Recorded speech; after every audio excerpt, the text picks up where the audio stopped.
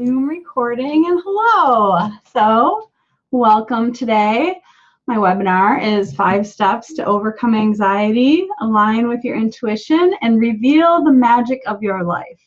So I'm really excited about this today, and I'm really glad that everyone can be here to share into this great live event.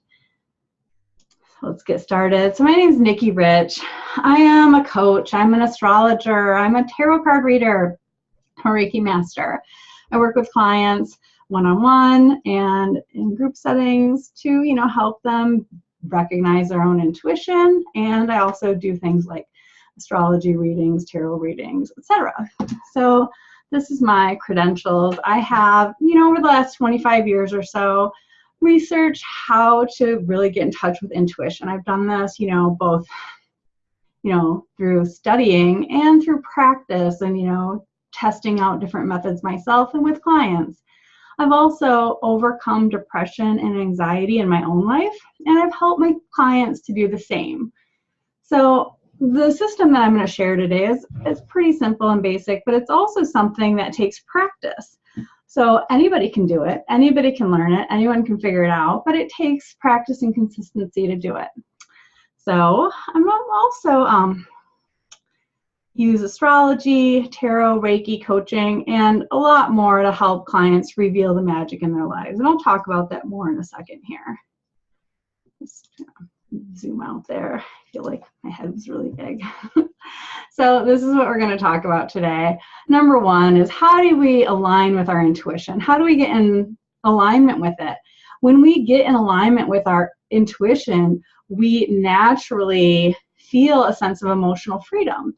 We lose any symptoms of anxiety or depression that we may have been dealing with, because our natural intuitive state, our recognition of our inner voice, our alignment with our inner wisdom, it naturally, gets rid of all that junk that often, when we're out of alignment, happens to us. Those symptoms of anxiety and depression are symptoms of being out of alignment with our natural inner wisdom. And, that flows into the next point here is, how do we avoid anxiety and negative thoughts through both mindset work and, basically by aligning with our intuition again. How do we harness our intuition? How do we align with it to get the life you've always wanted? We don't want to just get rid of symptoms of anxiety and depression. We want to live the life of our dreams. We want to really engage in the magic all around us, and we want to have a magical life. So how we can live in alignment with intuition and how that does create a magical life, that's what I'm here for. That's what it's all about today. So why is this important? I think that a lot of times in pop culture, the things that we hear about using intuition, they're wrong. They're not how actual intuitives work, or it's not how, it's done in practice. So when we feel symptoms of anxiety and depression, those are like red flags going on in our life that say, hey, you're out of touch with yourself. You're out of alignment. Let's work to get back into alignment. So if you're feeling those symptoms, that's, signal to you that you do need to get back in alignment. If you don't do something to change how you connect with yourself right now, you're just going to be on the same track. So nothing's going to change. And, you do desire to live a magical life instead of having a life full of burdens or feeling, there's just not a spark there. So we do want to, get in alignment so we can really and truly live the life we desire. So there's nothing for sale here today. This training is for free. It's going to last a little less than an hour, and I'm really excited about it. We are all naturally intuitive. This is not, I may refer to it as our intuitive gifts, but we all have this gift. Just like we have, smell, taste, touch, hearing. And these are gifts that we all have. And sometimes we do need extra help to get in touch with our gifts because, we're not taught how to use them. We're even taught that, you shouldn't listen to your intuition. We're taught things that go against living in alignment. And so that's what I'm talking about today, and this training is free. I do have another free gift if you stay till the end. I hope you do, and so we'll get into it then. So let's get into it. So this is who the workshop is for today. So number one, if you feel any symptoms of anxiety or depression and you want to experience freedom from those symptoms. Also, if you want to live a more magical life, of course, don't we all want to live a more magical life? If you dream of living full of self-certainty instead of self-doubt, this is for you. If you have struggled with trusting your own gut and instead look to other people to help you make decisions. I don't know what I should do about this. Can you help me decide? Do I take this job or this job? Go to this school or that school? What do I have for dinner? You can't make decisions. You're really out of alignment with yourself. If you want to immediately, get in touch with your inner wisdom, inner knowing, intuition, there's lots of different words I'm going to use that are interchangeable here. And the reason we get in touch with that is not just to know ourselves better, but also to feel connected to something deeper. And also, if you're just sick and tired of dealing with the pain and frustration of dealing with anxiety in your life or depression. So this is the problem here. The real problem is that you're not in tune with your intuition. You haven't taken the steps. You don't know how to do it. And it doesn't mean there's something wrong with you. It just means that you don't know how. So that's what I'm going to teach you today is how do we get into alignment? When we get into alignment, things like anxiety naturally disappear. And as we move out of alignment, anxiety creeps back in. So this is a practice about how do we stay in alignment with our natural intuitive selves. And once we're able to harness our intuition, we do have a happier and healthier life. Yay, right? So this is what happens when you implement the training I'm going to talk about. We're going to get to the 5 steps in just a minute here. I'm going to introduce myself a little bit more, tell you my story, and then we'll get into the real meat of the matter here. So when you implement this training, you know when it's your intuition. So sometimes we think, oh, is that something that I just want to be true? Or is that something that really is true? I'm not sure how to tell the difference. That's one of the things we're going to talk about is how do I tell the difference between, maybe something I want to be true and when I really know that my inner guidance is talking. It's not the same thing, and we're going to know how to tell the difference. You'll also be able to deal with symptoms of anxiety and depression and embrace a mindset that truly allows you to, have a magical life. Sometimes we think that, oh, I just have to live with the way things are. I can't change anything. And that's not true. You can change things. I'm here to share with you some of the ways that you can do that. And, the other thing you're going to do is you're going to figure out, how do I have emotional freedom? How do I make my life magical? How do I escape the pain and frustration of anxiety? And you can create a new life. And that's, the first step is these steps. So what else happens? You trust yourself. You trust your guidance. You trust your own wisdom. You realize you're a good judge of things, and that's important. We should be able to trust ourselves. You find out that inner peace is actually a real thing. It's not just, people sitting in the lotus position on top of a mountain somewhere chanting. No, everyday people in everyday life can experience a sense of inner peace, and as an extension of that, truly create a magical life. So, and you're also able to use your intuition to live in harmony. I think when we're in harmony with ourselves, we naturally become in harmony with our surroundings. When we have a peaceful heart, it's easier for us to live compassionately with other people. So it helps our relationships. And these are some things I'm not promising today. I am not promising that if you want a quick fix, immediate magical results, it's not it. The things I'm going to talk about today take practice and they take commitment. And, that's okay. We're here for the long run, right? And my results aren't typical. Like I said, hard work and practice are necessary. I do believe that anybody can succeed with this if they give it a true chance.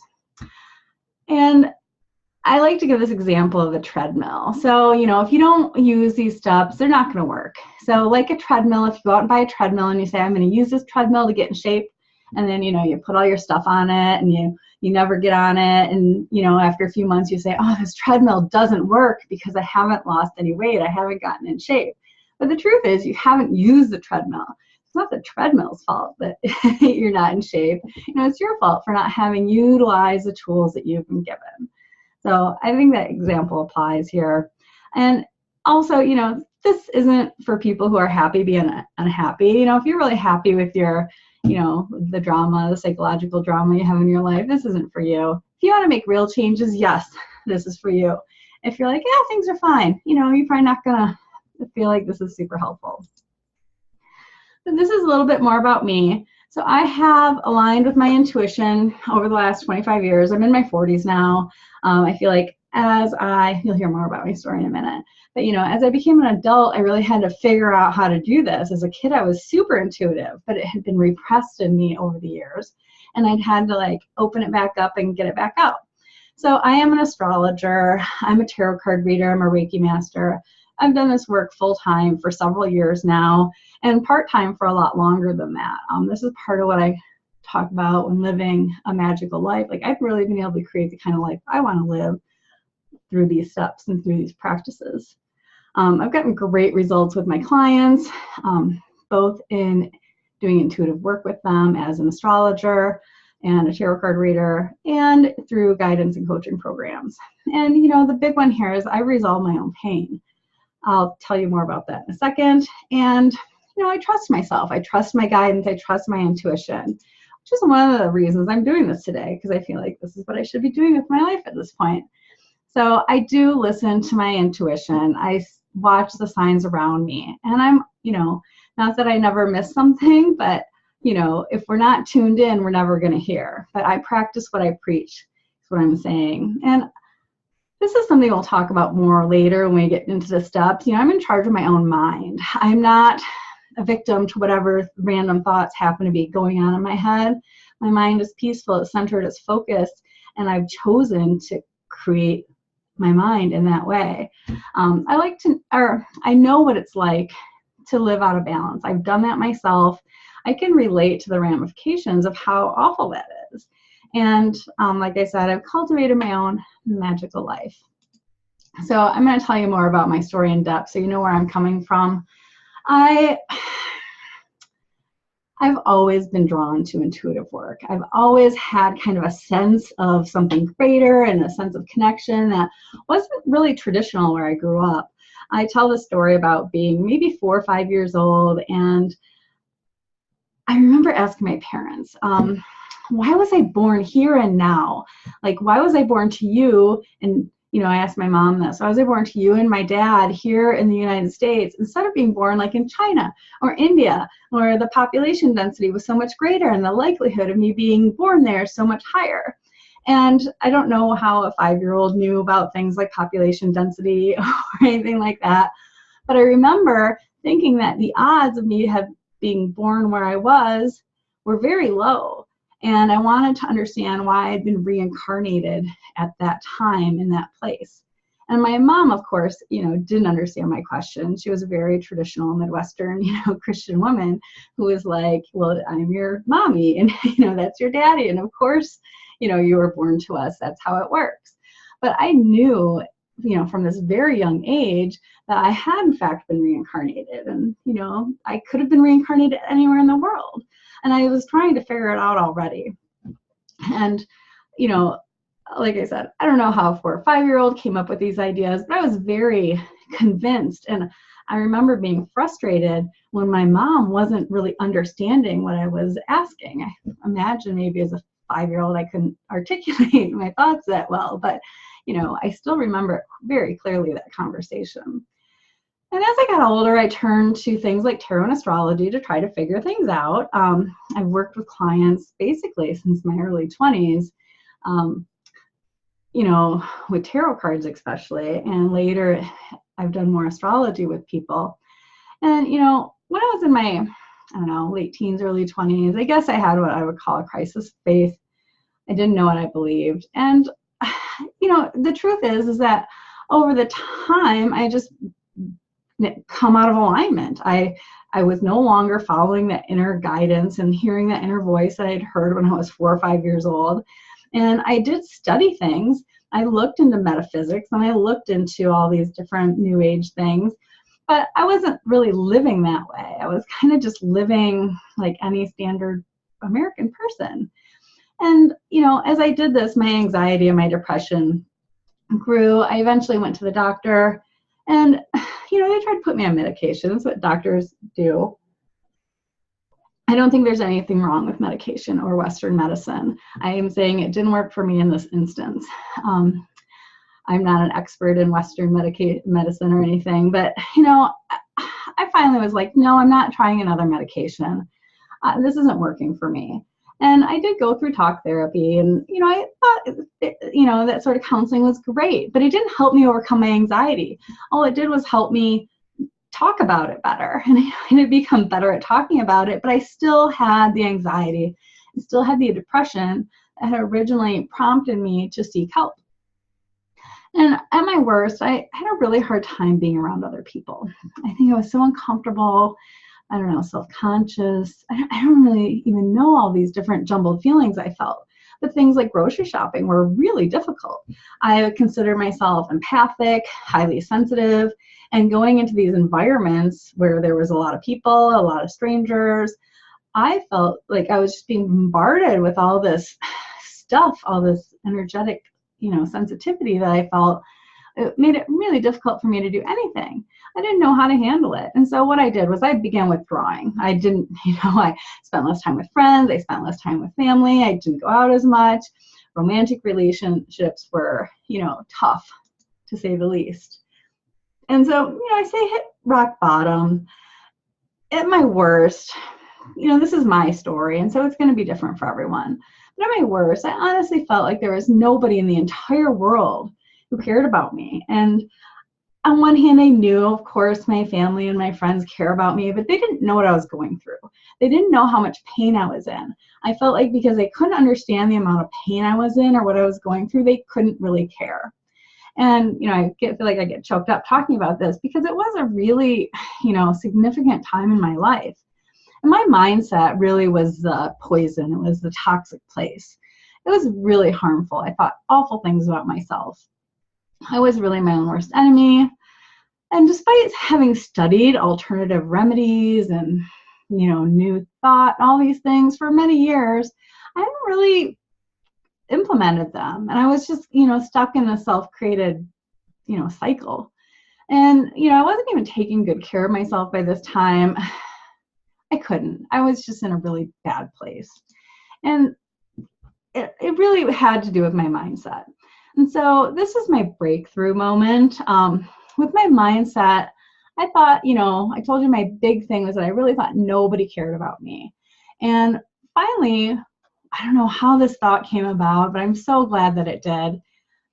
I decided that there had to be one person. I could think of the person. I decided there had to be one person. I'm going to get choked up talking about this, excuse me, but I decided there had to be one person in the world that if they knew what I was going through, they would completely care. And they would have so much compassion and empathy for me that I knew that I was wrong. Okay, so let me get a tissue real quick. So this is something that, still, 20 years later or whatever, is still very touching for me. But 10, 15, 20 years later, I'm not sure how long it's been. But, the idea that one person caring about me proved to me that I was wrong, that somebody did care about me. And, if I could be wrong about that, maybe I could be wrong about other things. Maybe I was wrong about a whole bunch of stuff in my head. And I began to really examine what I was thinking about.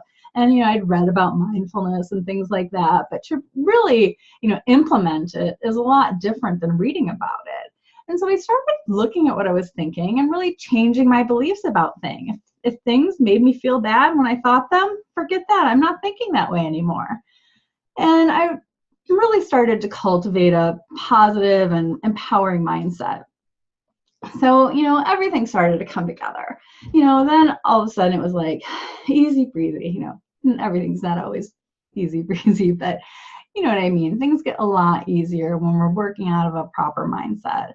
I started really using all the things I'd studied for so long. I had, I say I'm an astrologer, and you can study astrology, and astrology can tell you things, but studying astrology is much different than using astrology. And how do I incorporate that into my daily life? These are huge differences. And, once I started using my intuition from a place of positivity and mindfulness, I could, develop, appropriate friendships, support network.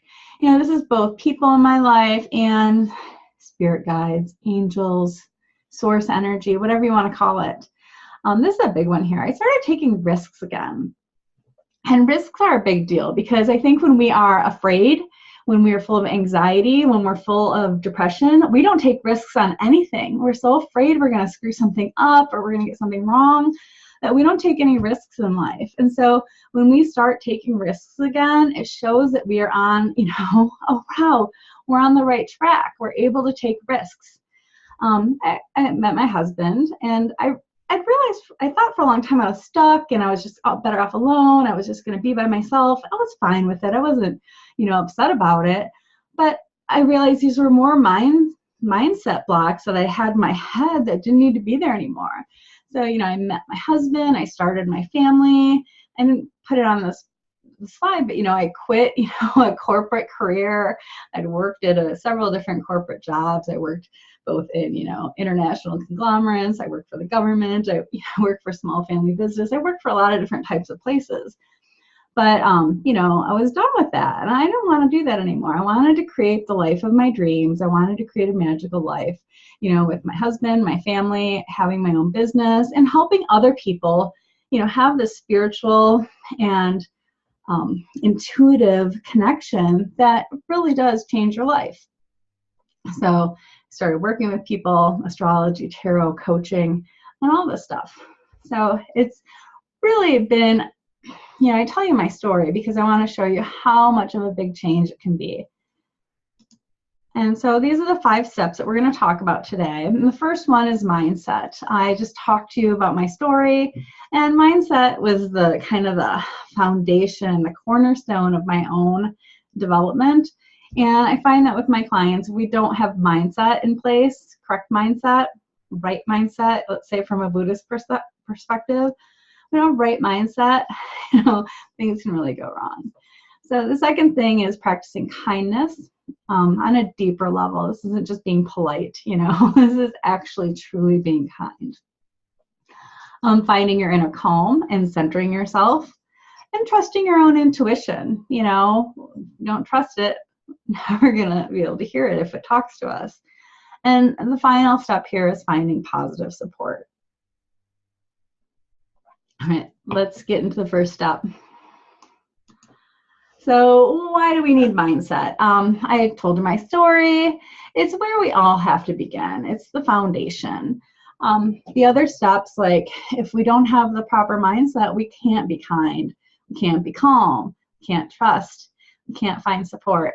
And, I talk about this sometimes. I don't want to put too much stress on it, but I think that in our society, in our culture, it's almost like we're unintentionally trained to be negative. Maybe it's just being human, that, we are taught to look out for the things that can go wrong. And so we're always dealing with things from this aspect of what might go wrong here. And so we, develop our negative thinking. And I think I saw a question come in. I'll answer questions at the end, by the way, just so you know.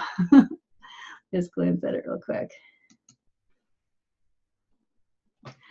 Yeah, well, we are going into the 5 steps now. So I wanted to give you a little background. Background, okay? So you know that I've been there. But yeah, so we do have, without the mindset, we can't have all these things. I think culturally, we're trained to be negative. And so we will have to consciously develop the positive things. So, and like I've mentioned, mindset is the cornerstone for success. So this is how it works. We start with mindfulness, and we pay attention to what we think. We're not at the whim of our own thoughts. I know a lot of times we get thoughts that race through our heads, like I'm late, or whatever it might be. And, you know, we can take a deep breath and we can calm our mind down. We can choose to think something different. We can think, I will arrive, you know, instead of I'm late, I'm late, I'm late. You can think, I will arrive. And, you know, this is a practice. This is not an overnight thing. So we do practice mindset just like we practice anything else. If you want to be a, you know, Kung Fu master, you're going to have to practice. If you want to play the piano, you're going to have to practice. If you want to have proper and correct mindset, you have to practice. So I kind of touched on this. You know, the words we say, the thoughts we think, they truly create our reality. And so if we think, I will never lose weight, you know what? You're not going to be successful in your weight loss. If you think, I always reach my goals, you're going to have much more success, right? If you think things like, I always get lost, I'm terrible with directions, you know, you're going to have a bad experience in that area of your life. Or if you think, I'm never going to meet a partner, yeah, dating is going to be tough. So when we choose to think more positive thoughts, like I'm really lucky when it comes to meeting people, you know, that's going to really change our life experience. So I told you my story, and I do think that all the positive results we're talking about can be stemmed back to mindset. We're going to go into the other steps. But, you know, I have cured my own self of anxiety and depression, met the man of my dreams, married him, started a family, quit my day job, you know, started my own business. And I've worked with, you know, a ton of clients to change their lives through this practice also. So this is massive life change. This is not just change that happens in your head. We make the change in our head, and then our reality shifts to reflect that. So here's the second step. It's practicing kindness. And I like this quote. I don't know who said it or where it came from, but it says, the voice of spirit is always the voice of kindness. So when we hear the voice of God, the voice of source, the voice of the universe, whatever it is not in a critical tone of voice. It is not negative. It is always in this peaceful, almost a whisper of kindness. And so when we embrace kindness in our lives, it's like we're vibrationally aligning with the natural, benevolent energy in the universe. And it does allow us to embrace our own intuitive voice. So this is how kindness works. When you are going to be in touch with your intuition, with your inner wisdom, your spirit guides, whatever you want to call it, it does require compassion, integrity, you know, honesty, strength, empathy, all these things. These are all different aspects of kindness. And I want to take a minute to talk about the difference between being brutally honest and being compassionately honest. I think that there's a myth in our society about how when we're honest, it needs to hurt. I do not believe that's true. I think that we can be honest and we can be kind at the same time. It does nobody any service to lie to them, and it does nobody any service to be unnecessarily cruel or brutal with them. And so I just want you to think about that, because when we're listening for the voice of intuition, of our inner wisdom, we do have to compassionately and kindly evaluate what we're hearing. Let me get a drink of water here. So, you know, this is an easy practice. How do I be kinder to myself? How do I be more kind to other people? So I haven't talked about the law of attraction. I think probably most people are familiar with it. And by being kind, we attract kindness. By being kind, we attract the intuitive voice of spirit. Also, to overcome fear. You know, when we're afraid, we are out of alignment. We can't hear our inner wisdom. But when we practice kindness, we can, you know, tune into that much better. And also just because it's the right thing to do, you know, doing to others like you would have them doing to you. And kindness is the same thing, like treat yourself like you want to be treated, right? So here's a story about one of my clients. I'm going to call her Renee. These are all, you know, pseudonyms, but Renee. So she went through this breakup. She'd been dating this guy for several years. I mean, she really loved him and everything. And, you know, in some ways he was a great guy, but he broke up with her suddenly out of the blue. And she was crushed. She was like, I don't even know where to start with this. He wouldn't talk to her. And, you know, she started telling herself all these awful things like, I must have done something wrong. I'm not lovable. There must be something wrong with me. You know, nobody's going to love me. And she started telling herself all these terrible things. And when she came to me, you know, she was in a kind of a panicky, negative state in her own head with a lot of self-doubt, self-hatred, and she was really being pretty mean to herself. She would never have said the things she was saying to herself to, you know, a friend. So I asked her to try to be more kind to herself in terms of this breakup. So, you know, if you are going to think, oh, well, we broke up and it's all my fault, she didn't even know what happened. She didn't get an explanation. You know, why would it have to be her fault? Can she just be more kind to herself when she's thinking about this? And so, you know, she reluctantly started to practice this. And at first it was a little tough, but after a few weeks of this, you know, she had this epiphany. She was, first of all, coming to a much better sense of peace about this breakup. And second of all, she had this epiphany about why he had broken up with her. All of a sudden, she knew why. And, you know, the reason doesn't really matter. But, you know, it had to do with his mom not liking her despite having never met her and pressuring her son to break up with her. And, you know, she didn't know, like, he hadn't told her this was going on. But all of a sudden, Renee knew in her heart that this was true and in her gut that this was true. And, you know, she realized that she didn't want to be with a guy who is going to be so easily manipulated by family and that wouldn't talk to her about these things. And so she had that, you know, elusive thing that we call closure in this relationship without ever talking to her ex and only by being more kind to herself. So this is just a little story about how being kind to yourself really does align you with your intuition and you can tune into that voice of wisdom. So this is the next step. It's about being calm and centered. And here's another quote that I love by Rumi. Silence is the language of God and all else is poor translation.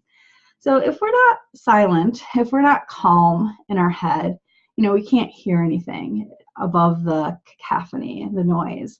And that small voice of wisdom often is a whisper. And some of the other, you know, stuff that goes inside of our head is a shout, like the I'm late, I'm late, I'm late, you know, that's shouting in our head, as opposed to the, you know, little voice of wisdom, which may be saying, why don't you turn here? I think you can get here faster, you know, like those little things.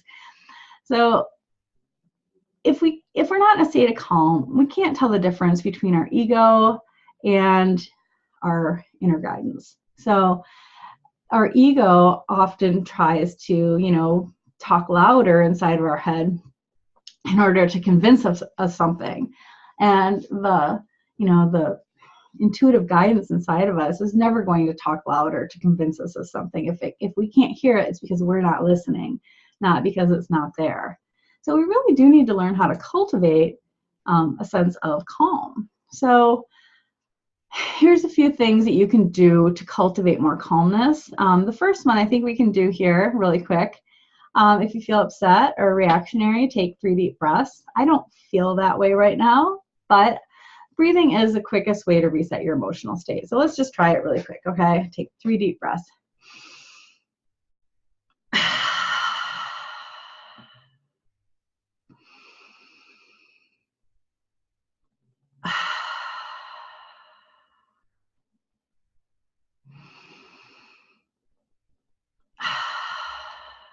All right, so I don't know if you could tell the difference if you've done that. I can definitely feel just, it feels much more relaxing, just taking a few deep breaths consciously.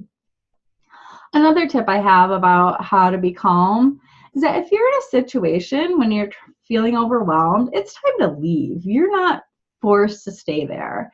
If it's somewhere that you can't actually leave, like let's say a family gathering or a work event or something like that, you know, take a few minutes and go to the bathroom or go outside and walk around the building or, you know, go count to 100, take some deep breaths. But, you know, it's up to you to calm yourself.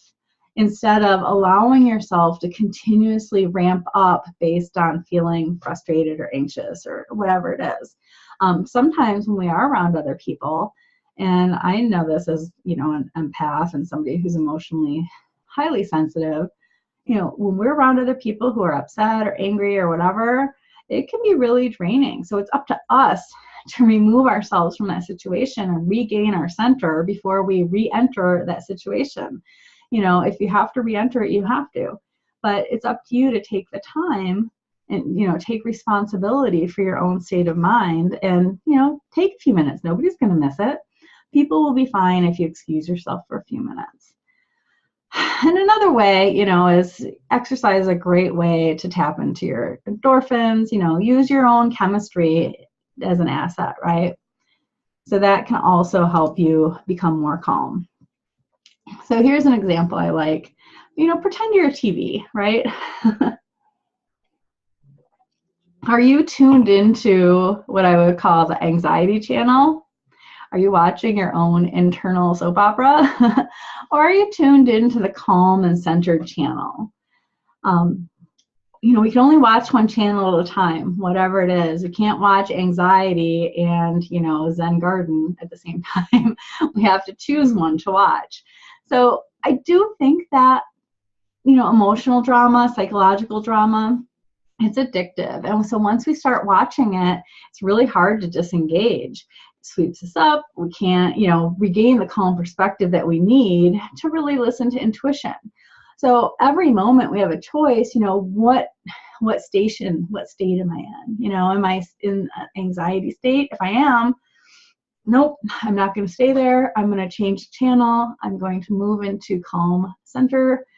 Or, if I am in the calm center, yay, good for me. I'm choosing to stay here.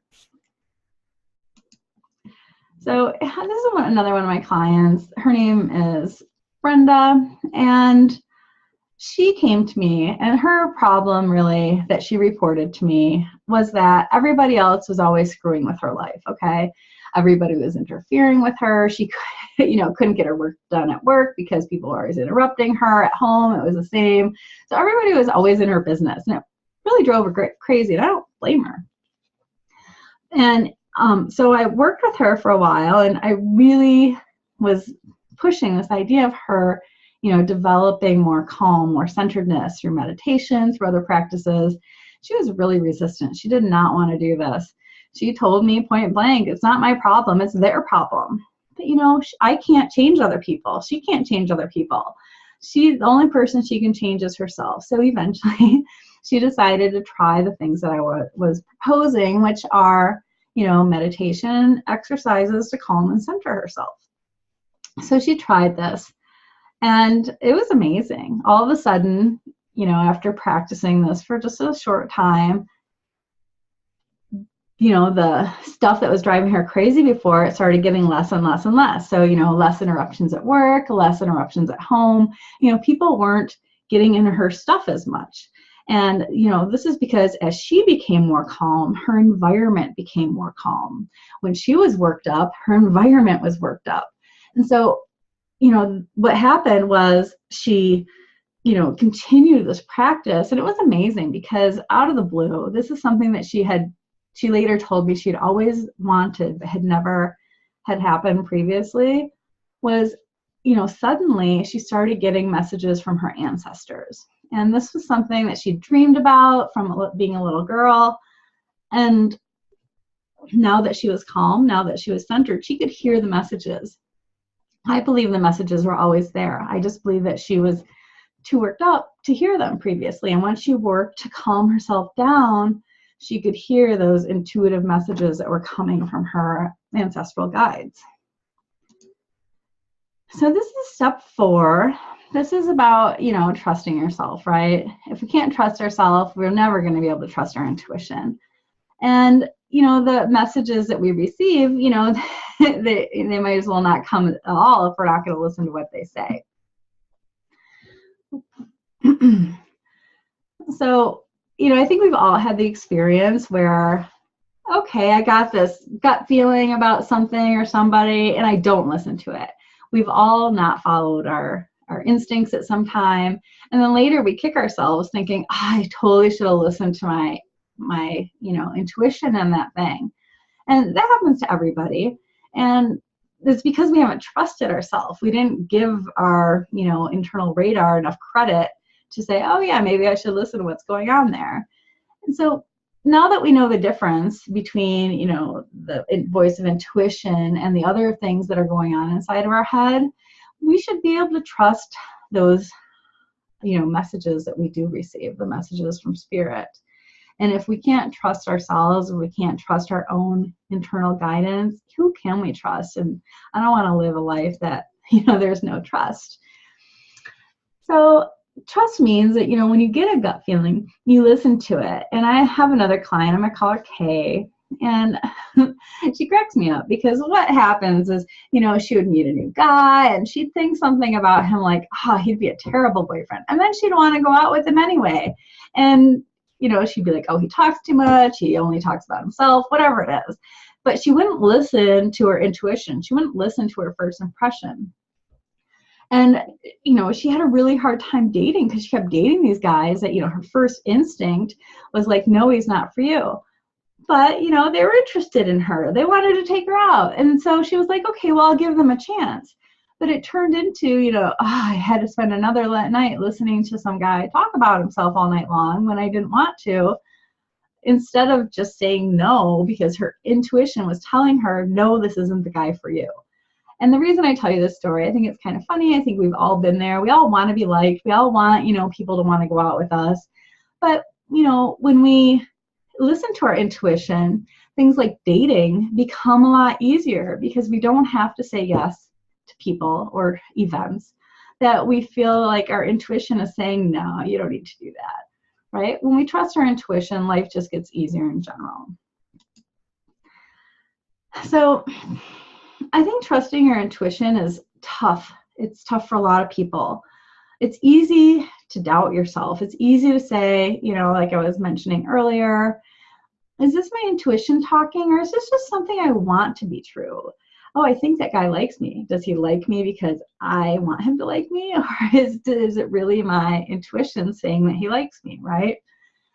This is where, working with somebody who has experience as an intuitive can be really helpful, because not only do you progress in hearing your own messages, but you get to view and experience what it's like to be around somebody who does that.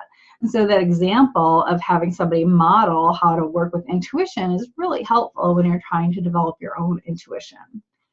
And, I end this slide by saying that, fear is the opposite of trust. So when we are full of fear, we are unable to trust. And when we act from a place of fear, we're not living a life of trust either. So we can't make good choices when we're dealing with fear. That's one more reason to trust instead of live from fear. And so we trust our own intuition. So here's a little exercise, and it really is the easiest way to tap into your intuition. So let's say you have a choice. Should I go to grad school? Doesn't matter what the question is. And, take a simple method to decide what your intuition is saying to you. Clear your mind, take 3 deep breaths like we took before, and ask yourself the question. Let it sink in for a minute. And then the first thing that pops into your mind, it's the answer. Don't think too hard about it. Don't overthink it. Just go with your gut. Go with the first option, the first thing that comes into your head, and that's going to be your intuition talking. The more you practice simple exercise like this, the better you'll get at recognizing it. And the less you'll need to do it consciously, right? So the last step here is finding support, and this is why it's important to have a good support network. So you become the average of the people you spend the most time with. There's that saying, I don't know who said it, but it's the first reason why support is important. If you spend your time with people who are negative, people who are cruel, or who are angry all the time, and who can't trust, you're not going to be able to do any of these steps. You're not giving yourself a fair chance at life, not to mention these steps that I'm talking about today. If you're surrounded by a network of people like that. So support is your friends, it's your family. It's also a lot more than that. It is spirit guides, angels, God, universe, ancestors. It is mentors and coaches, teachers, healers that you might work with. And of course, coworkers, partners, friends, family, all that. There's lots of places that support can come from. And sometimes we don't realize how bad some of the people in our life are until we consciously decide to examine this. I think that we, end up being in touch with people. We end up having people in our life, and we define our life by the people around us. And the truth is that in order to create a magical life, in order to create the type of life we truly want to live, we need to have magical people in our life. We need to be surrounded by people who are, positive and calm and passionate about life in order to have that kind of life for ourselves. And so we do need to get rid of bad influences. We can't, if we're an alcoholic, we're not going to give up drinking by hanging around with other alcoholics. We have to find a new network of people who aren't drinking in order to give up alcohol. So if we're trying to develop a positive mindset, we want to be surrounded by people with positive mindsets. And that's going to help create, more success for us. And, it's finding your tribe, right? And like I said, for some people, this is the hardest step because life is defined by the people in our lives. And, we can't change who our partner is, or who our parents are, or who our children are. We can't change those people. But, when we do have a choice about who's in our life and who we spend time with, that is, a crucial step to success, to, cultivate and really, curate those relationships that are supportive. So, when you let go of bad relationships at first, it's really challenging. And that's why alternative support mechanisms are really crucial. And, doing that whole exchange of, you're not just getting rid of things that don't work, you're also cultivating and curating the right relationships for going forward in the future. And this is where a coach comes in, is really helpful. A coach can work as kind of a bridge as you're letting go of old relationships and developing new ones. So a coach, who you trust, who's been through what you're going through, can be an amazing source of support. And I do call myself an intuitive coach and a spiritual guide. I want people to be the leader in their own life. I don't want to, I can't do the work for anyone, but I want to help them get to a place where they can, make these decisions for themselves. And when you're lacking a support system, having somebody in your corner to really help you get where you want to go is crucial to make, quick success. It took me a really long time in my life to make progress. I didn't have the support network, but I don't think you need to take as long as it took me. So this is one more client story I have. I'm going to call her Jenny. And she was in this toxic work environment. She had spent years going to school. She had this really high profile, very, 6-figure salary, making tons of money. And she hated it. And she came to me and she said, I want to quit my job. I want to leave, but I can't because, I'm engaged to get married. I've worked for this my whole life. How can I just quit this, highly sought after career? I've spent so much time working for this. And so, the thing that we worked together with was creating the support network.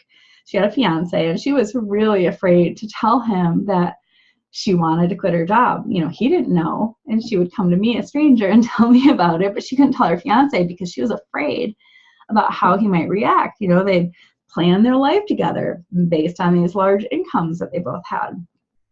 But, after a while working together, she realized that it was the right thing to do, is to tell him so she can get the support she needed in order to create the life she truly wanted. She can't live a magical life if she's suffering every day in a toxic work environment that she hates. It's just not going to work.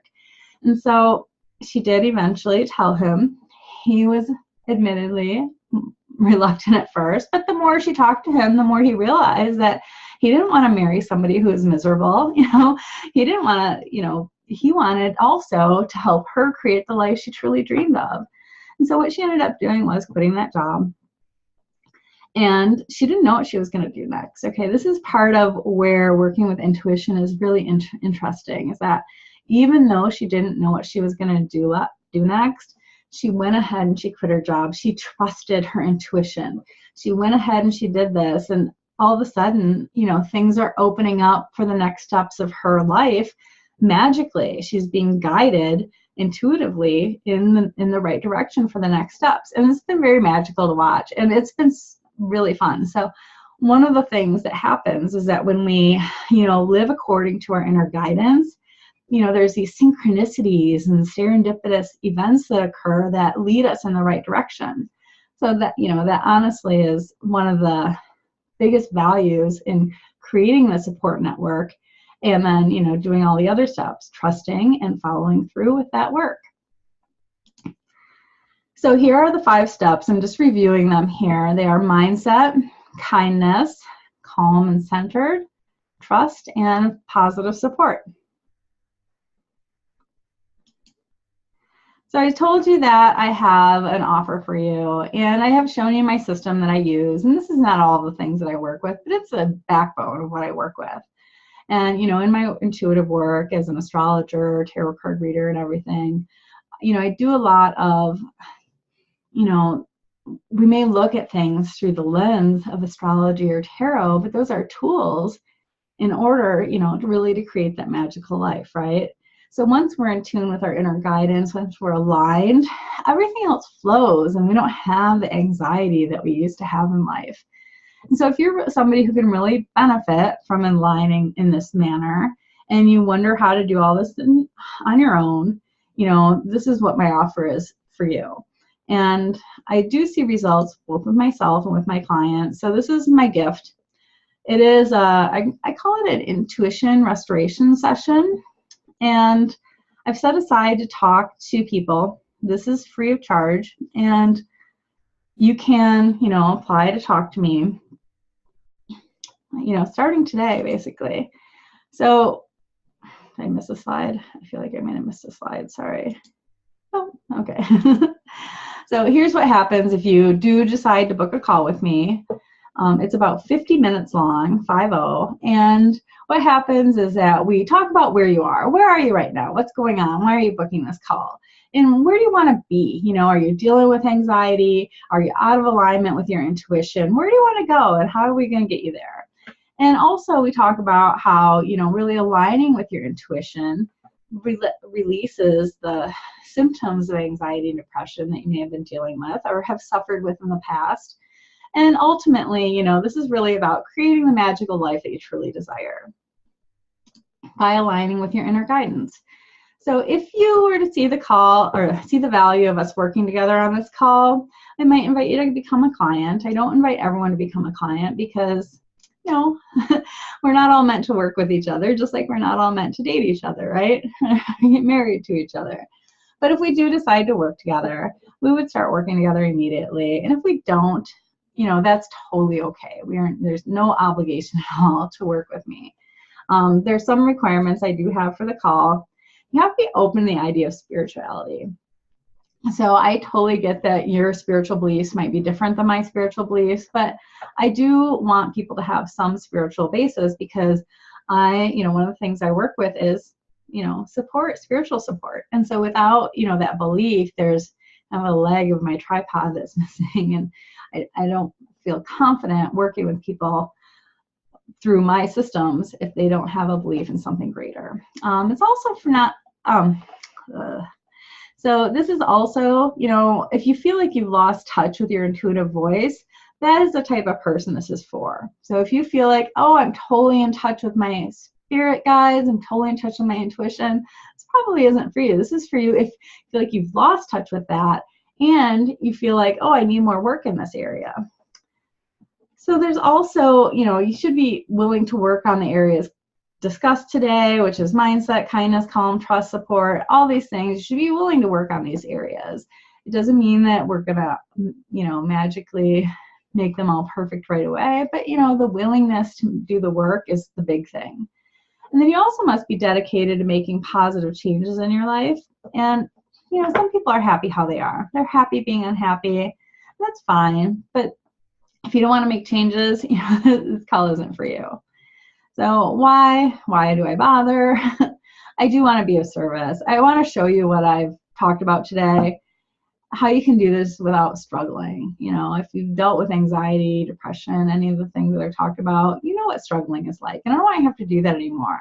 I would like you to figure out a way to implement these things without struggle and to get good results quickly.